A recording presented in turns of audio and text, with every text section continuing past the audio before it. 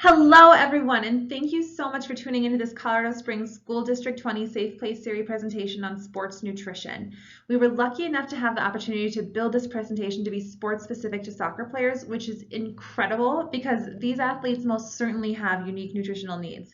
These are not only of extreme importance in making sure that our athletes are playing safely and healthfully, but also because a large and rapidly growing body of research is showing that certain nutritional strategies in fueling for competitive soccer actually have the potential to enhance performance in soccer players, which is actually really exciting because sports nutrition is essentially that competitive edge that not many athletes have taken advantage of yet.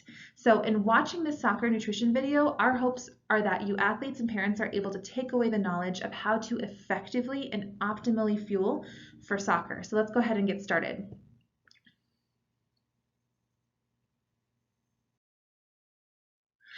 So brief introduction, my name is Jenna Moore. I am a performance dietitian and nutritionist in Colorado Springs in the greater Denver area. I originally gained experience working with United States Olympic athletes in my undergrad. I went on to pursue outdoor athletics in my dietetic internship and then became the first on-site sports dietitian at Panorama Wellness and Sports Institute in Highlands Ranch. I have worked with a spectrum of athletes from the youth to professional levels and worked to optimize fuel training using innovative techniques in my private practice, including grocery store tours, in-home meal prep, and on-site fuel to energy training. It's absolutely the most fun in the world. A lot of people ask me about what this last one looks like. And so, for example, we'll feed an athlete about exactly what their calculated energy needs are, down to honestly the gram of each particular fuel, and then go out and run Budget Peak just to see how much more effectively they can train when fueled optimally. And on a personal level, I believe in putting my practice into my own training and enjoy rock climbing, hiking the Manitou Incline, of course. You can find me on the incline anywhere from 3 times a week to 3 times a day in my peak season. So I really do appreciate the impact that nutrition has on physical performance. The performance that I want to talk about today is the most popular worldwide sport that exists, soccer. It's a multi-dynamic sport that consists somewhat of low-intensity movements, such as standing and observing the play at hand, and transitions almost instantaneously into 150 to 250 explosive high-intensity movements per game. And that includes sprinting, tackling, jumping. It's not really a sport for the faint of heart. And throughout the course of these 1 to 2 hours, each athlete will cover about 7 to 10 miles in that game. So these athletes are usually playing in the heat of the day, and so it's absolutely essential, guys, that these athletes understand the increased demands that their bodies have so that they can replenish what they've depleted accordingly for the very next day's practice or game or tournament, where their body's demands will be just as significant. And honestly, playing catch up is just not really an option when you're trying to be the best. But actually, the good news is that we already have the information to prevent this depletion from ever making an impact on the athlete's recovery. But most athletes just don't know the information yet. And so what we do know by means of common sense is that when we talk about different types of fuel, athletes know that there is high quality fuel and that there is certainly low quality fuel, right? Your fried food, cupcakes, and bacon wrapped jalapeno poppers aren't necessarily kale and radishes. We all get it. But there is actually a lot more to sports nutrition fuel than just eating more quote unquote healthy food. Because within the realm of even healthy foods, there are optimal fuels to eat before high intensity physical movement and ones that just are not. And the truth of the matter is that all foods are made out of these different types of fuel, and these 3 different types of fuel are converted into very different types of energy inside of our bodies. It has everything to do with timing, and the idea is that if we fuel with explosive types of fuel around the times where we generate our explosive movements, i.e. 150 to 250 times whenever we play soccer, then we become more fuel efficient and can take our sports performance to a greater level. So I'm sure by now you are thinking, what in the world are these 3 different types of fuel? And while I am sure that you've actually heard of all of these terms before, I want to use a few very simple symbols to help you remember and apply these fuels in your everyday life. So we are going to talk a lot more about these in the next handful of minutes, but for now, all I want you to know is that there are 3 types of fuel: carbs, proteins, and fat. So let's start out by talking about perhaps the most important one for sports performance first, carbs. They are very much like a dynamite, an explosive form of energy that is absolutely perfect to fit the needs of a soccer player. So examples of carbs are starchy veggies like potatoes or sweet potatoes, grains like rice or quinoa or oats, pastas and breads, tropical fruits like bananas and mango, and also juice. Now, a question that I get asked pretty frequently is, are whole grain foods better than white ones? And by this question, someone usually means, is whole wheat better than white bread, or is brown rice better than white rice? And to be perfectly honest, there is actually a much more intricate answer to this yes or no, to this question than yes or no. And that is because it highly depends on the athlete. My first question that I ask this kind of athlete is, do you have any gut issues? And that can include stomach aches, indigestion, constipation, nausea, and actually the frequency of gut issues in athletes, it can be pretty high, and honestly in Americans in general it can be pretty high. So as many as 50% of athletes can experience gastrointestinal problems, and with these types of athletes, I believe that if a more easily digestible carbohydrate such as white rice or white bread is more gentle on their gut and more tolerable to play on, then go for it. And those athletes who have stomachs of steel, for you guys, if you can get away with fueling with whole grain carbohydrates without having an upset stomach, then you may actually have an advantage as far as how sustaining your fuel is. Because if you think about it, if you're like your white carbs, right? They're going to be your most explosive forms of energy. But just like a dynamite, it's there 1 minute and then it's gone the next. And the last thing that you want to feel in the second half of the practice or match is hungry and out of energy, right? So there are definitely ways to avoid this, even if you tolerate white carbs better. But this can be why it's so beneficial to work one-on-one with a registered dietitian, and preferably a certified specialist in sports dietetics, or in other words, a sports dietitian who can customize and individualize your athlete's needs. So just a couple quick tips for you guys. Consuming these carbohydrates 1 to 2 hours before a practice or game is really the optimal amount of time that it takes for your body to consume those carbohydrates, digest them down, pump them into your bloodstream, and then eventually convert them into energy in your muscle tissue. So you really want that happening all at the same time that you're in that physical activity. And so this is really a good way to start that timing cycle. For every pound that you weigh, you want to eat about 0.5 to 1.8 grams of carbs. And so just to give you an idea, for like a 185-pound athlete, that's anywhere from like 93 to 333 grams of carbs. And that's easily translatable into a couple pieces of toast with 2 tablespoons of jelly and 2 tablespoons of honey. It can also be a yogurt with maybe some fruit on the side or granola. It can even be like 2 cups of potatoes with some ketchup or barbecue sauce, guys. It doesn't have to be elaborate, but what it does have to be is sustainable, easy to execute, and convenient. You know what I mean? Because if we want you guys to really adopt these habits, it has to be a situation where you can approach it with some ease and convenience. Don't make it a 5-star Michelin chef meal. It doesn't make sense at this point. Okay, so this next part is actually super important as well. And we all know that a protein is vital for muscle strength and function, but the challenge lies in the goal of finding that sweet spot with protein, because getting enough to meet your system's needs and not eating too much to the point where it prevents you from not eating enough energy overall to fuel your ideally elite movements, that's the challenge. So protein is kind of like a knot, and I'm sure everyone listening to this has at some point in their life had to untie a complicated knot before. It takes a lot of work, a lot of time, and actually if you look at a protein molecule underneath a microscope, it actually looks a lot like a knot. And just like we have to untie that string with our hands, our digestive system has to untie protein knots as well.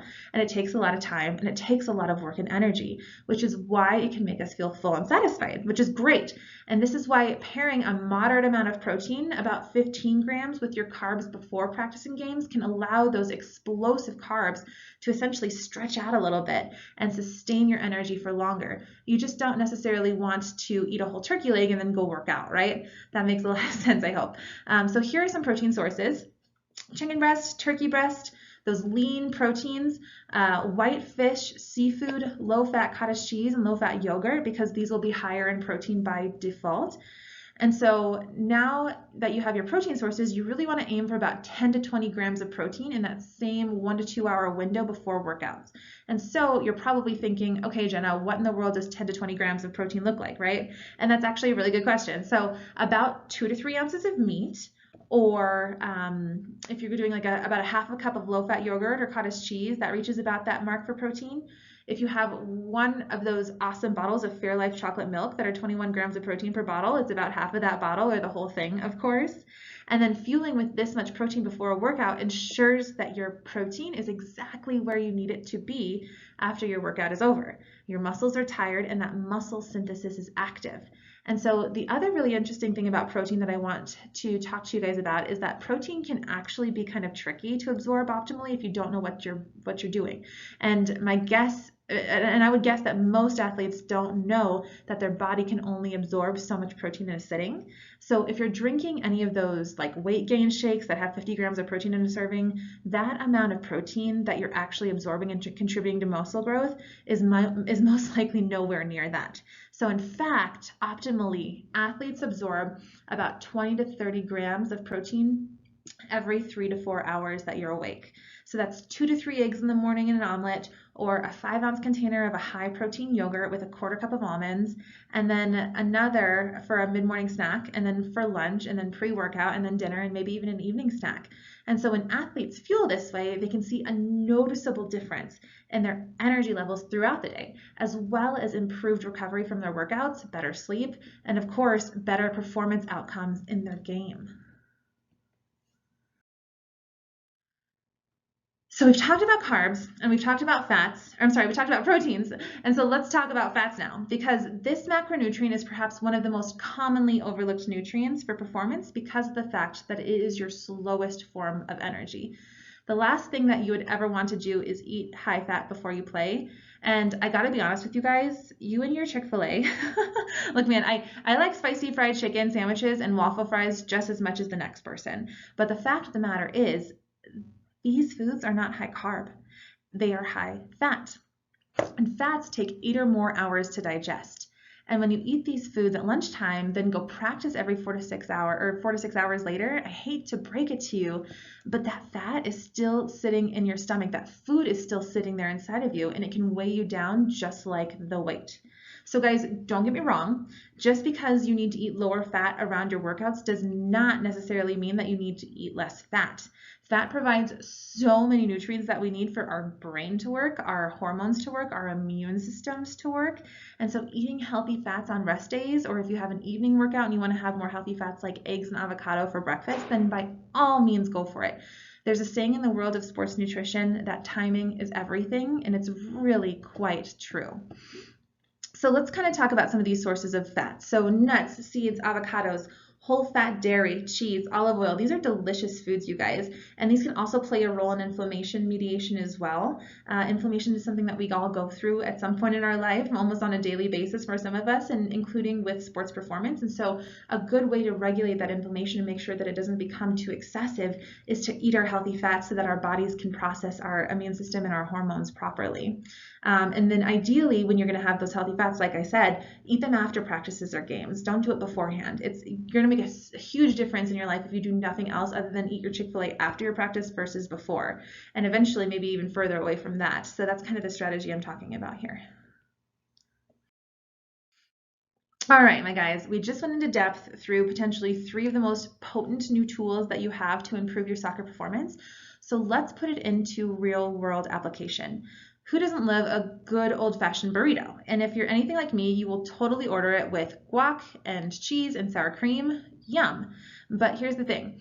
If you guys are getting this for lunch before a practice or game, what you're looking at as far as your macros for this burrito is almost a 50% fat burrito that provides perhaps the optimal amount of protein maybe, but not nearly enough carbs. So this kind of burrito is more likely to make you feel sluggish, weighed down, and really just not feeling good when it comes to your overall performance at your game that evening. So instead, what makes sense is still get the burrito, but modify how you order it so that you essentially build a high carb burrito. So by switching out that high healthy fat in your guac, sour cream, and cheese with beans and salsa and order chicken versus carnitas, you essentially build that athlete's burrito in a way that is most optimal for sports performance.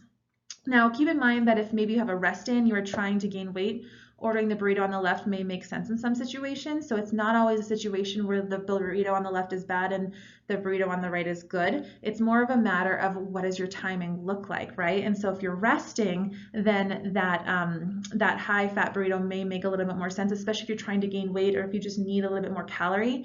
But 100 out of 100 times, if you are fueling for optimal performance in the coming hours before training, the high-carb, low-fat option will always yield the best high-intensity performance results. So now, even more real-world application, let's look at what an entire day of this can look like as a sample.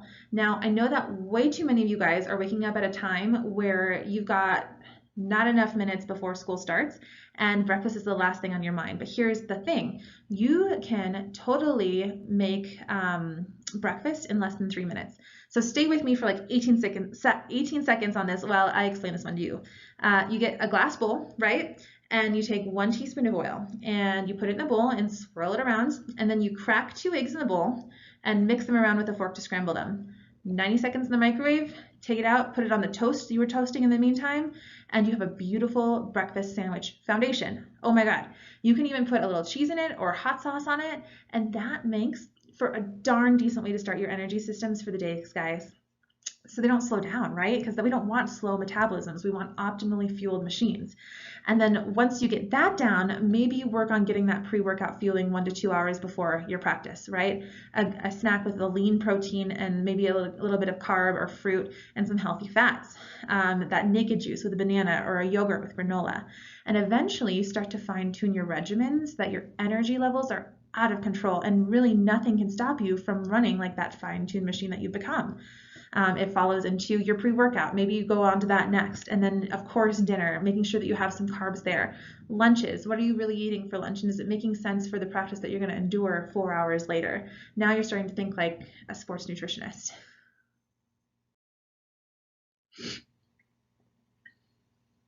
So last, but in every meaning of the sense, definitely not least, is hydration. And I mean, I hear you guys when you say that this is most definitely mentioned to you by every coach that you have, but just in case you've never been explained why, it's because hydration means that you have blood volume. So if your blood has enough volume, it can be pumped by your heart to deliver oxygen to your muscles, and that makes energy. If your heart has to pump harder than it already is, running around a field for hours at a time, then that is an additional strain on the body. It just is. And when the body is strained, it cannot push itself to the extent that it needs to in order to perform optimally.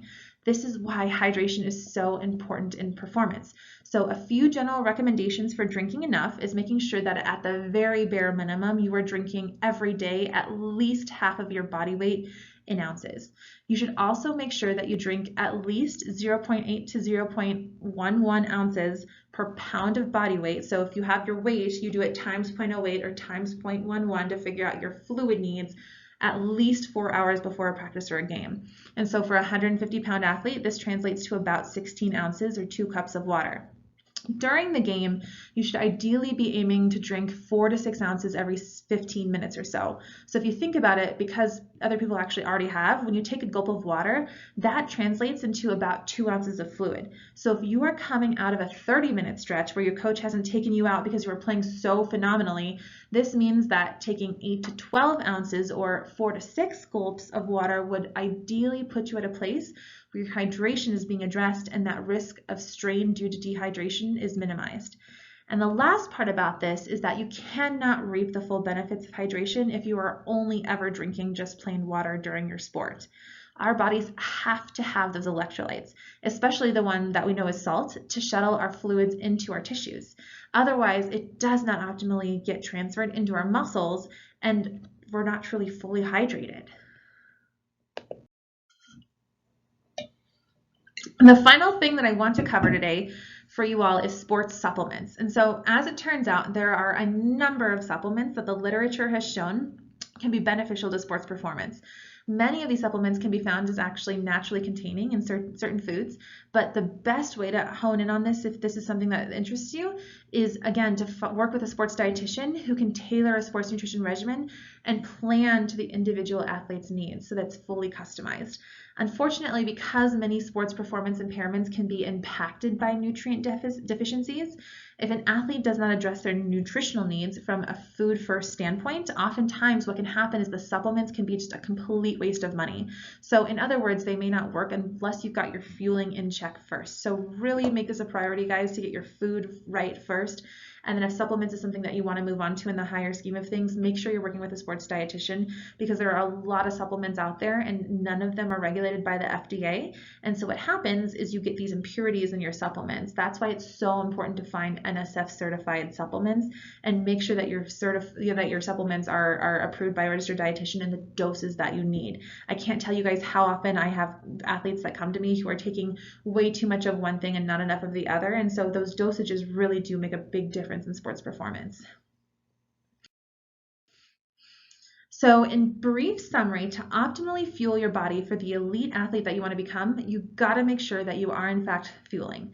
So staying hydrated and sipping on fluids throughout the day and supplementing with electrolytes accordingly, those are important things to do. And last but not least, fuel with carbs and proteins 1 to 2 hours before practice, games, and tournaments. Doing these 3 simple things can really help to ensure that you are fueled optimally for the very best of your capabilities. If you're serious about your sport, then this is most definitely one of the easiest and most accessible ways to help impact that. Thank you all so much for listening in to this presentation. Please feel free to reference it on your own to use for your personal use, and also feel free to contact me with any questions that you may have regarding nutrition. I'm always happy to help and to be a resource for our athletes in the Colorado Springs area and their families as well. So have a great one and go get it, guys.